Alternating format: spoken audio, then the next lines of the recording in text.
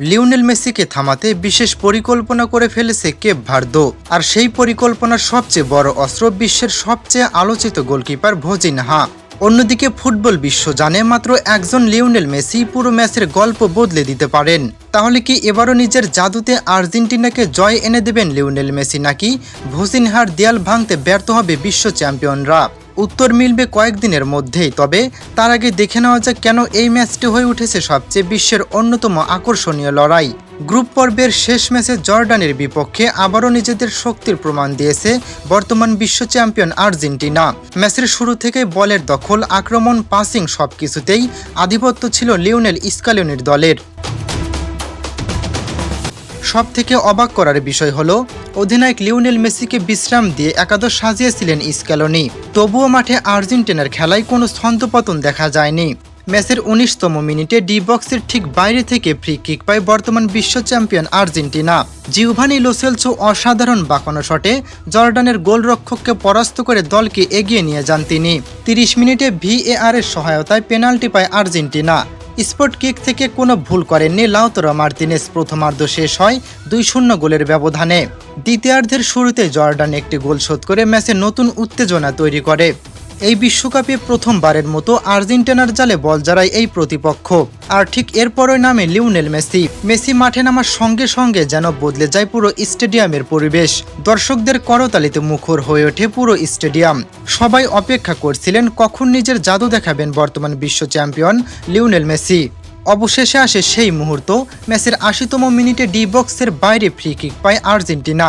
সবাই ভেবেছিলেন মেসি হয়তো বলটি দেয়ালের উপর দিয়ে পাঠাবেন, কিন্তু তিনি যা করলেন তা সম্পূর্ণই ভিন্ন।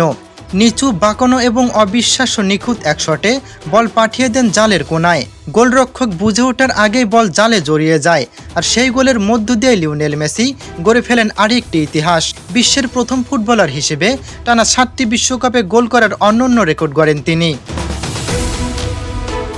এই জয়ের মাধ্যমে শতভাগ সাফল্য নিয়ে গ্রুপ পর্ব শেষ করে আর্জেন্টিনা। পুরো ম্যাচে প্রায় ৭০% বলের দখল ছিল তাদের।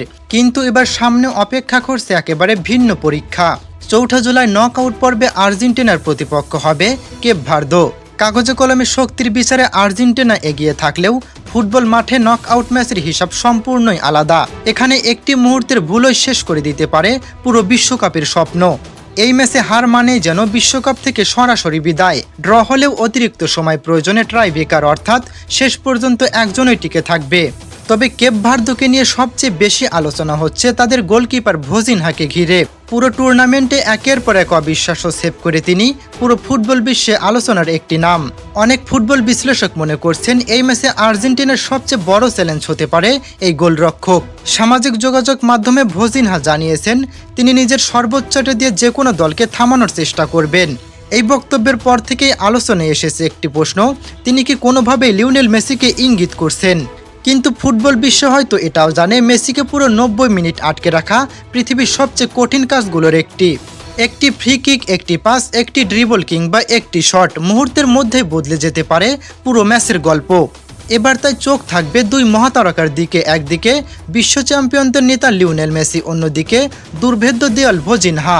এ বিষয়ে আপনার মূল্যবান মতামতটি অবশ্যই আমাদের কমেন্টে জানাবেন।